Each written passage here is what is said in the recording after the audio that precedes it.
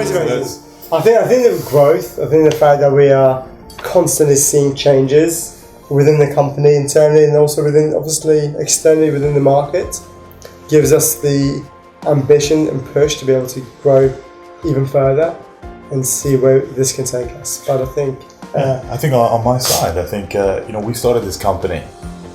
My dad jokes and says we were two guys in a phone booth. And we were for a number of years with myself and Tomer. We were working, we were building. Every day I get to wake up and we get to come in here and we get to work with these amazing people. And these people who've adopted and embraced the ideals and the vision that we had when we were two guys in a phone booth. And to have all of these people working together to bring this wonderful company to fruition is so exciting and so motivating that, if anything, I have difficulty getting to sleep at night, let alone getting up and out of bed in the morning. We did a lot of market research. We did a lot of investigation at the time.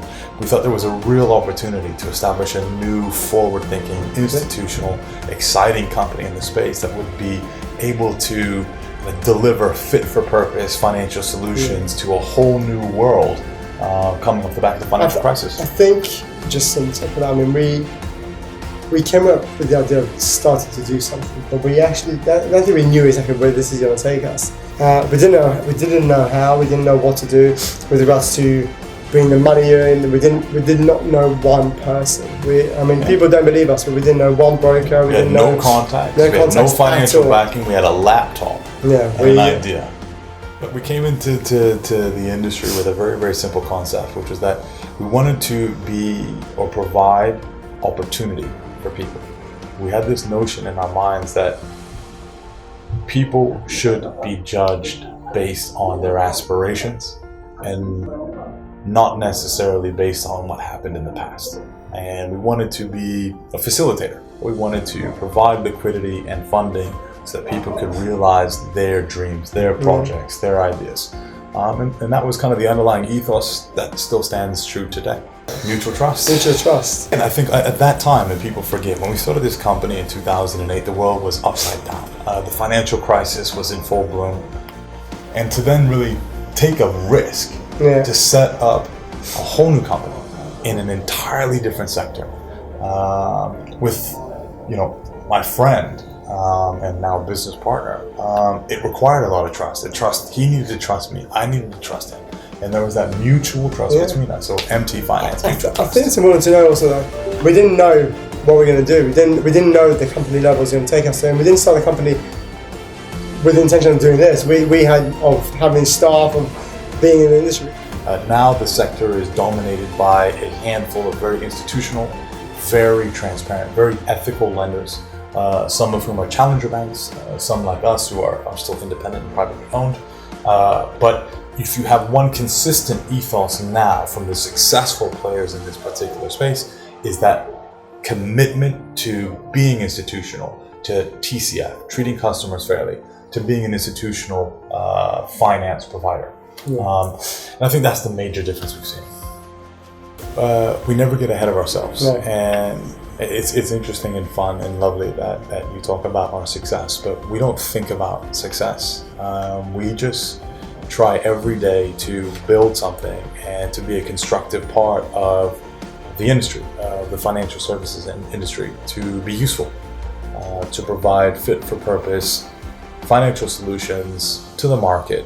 And maybe if we are successful, that's a natural byproduct of that focus. But our focus has never been on being successful, and we don't ever pat ourselves on the back. It's very hard to quantify success because you don't actually know what it is. I mean, there's never a limit to what the success can be. And for me, as long as we're happy and we're enjoying it and people are enjoying it around us and we're actually bringing something to the industry and to actually the country with regards to the financial market, it's doing well. We've, as Josh was saying, I think we've championed massively the service part of the industry. I think we've always been at the forefront of being able to make sure that we are the leaders in what we can be in the industry within regards to service delivery. And I think people forget that when acquiring a property or when refurbishing or whatever it is, if people are down to, if they have a time scale, a certain deadline, they need a delivery, and the delivery comes from certainty of funds with regards to from a lender that's been around for 10 years. It's never let people down, and we've continuously adhered to having the service on our side. And as our team, we've trained, I believe we've trained them well with regards to how they are delivering that to the outside market. And, it's worked well. And they always say, imitation is the best form of flattery. And so many people out there saying, we've got the best service. This is what we focus on. Delivering products, and we get told that a lot of it's down to people trying to imitate what we do, and hopefully that's rising, and we just have to make sure it's a constant battle to improve that all the time and make sure it remains the best. I would say that building relationships still really runs to the very core and the heart of everything that we do and everything we stand for. The financial services industry is a relatively small industry. And I fall back on the old adage that it takes years to build a relationship and seconds to lose one. We focused on building relationships, and relationships which are premised around trust and us having performed time and time again. So that the reality is that if you're a broker, if you're an IFA, if you're an introducer, and you have a client that needs a bridging finance loan, the single largest consideration is that you're going to be bringing your client to someone that you trust, someone who's going to be treating your client in the right fashion, and someone who's going to perform. And because we've focused on building relationships over the last decade, and those really kind of fundamental relationships, it means that time and time again, people come to us because they know we're going to do all of those things. I think we've had so many interesting and notable experiences in the last 10 years. You can imagine it's been an adventure. It's been a ride. Funny ones, sad ones, disappointing ones. I think winning the Business Money Facts Award for Best Service for the first time really sticks out in our mind, or at least in my mind, as a really significant moment. It was really a very proud moment for us, having built this company up from a nothing position to be recognized by such an exceptional institution as Money Facts.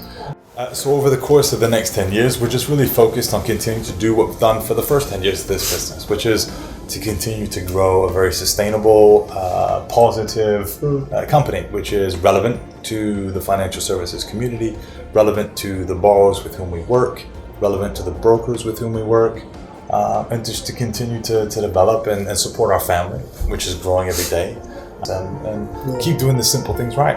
And the rest just takes care of itself.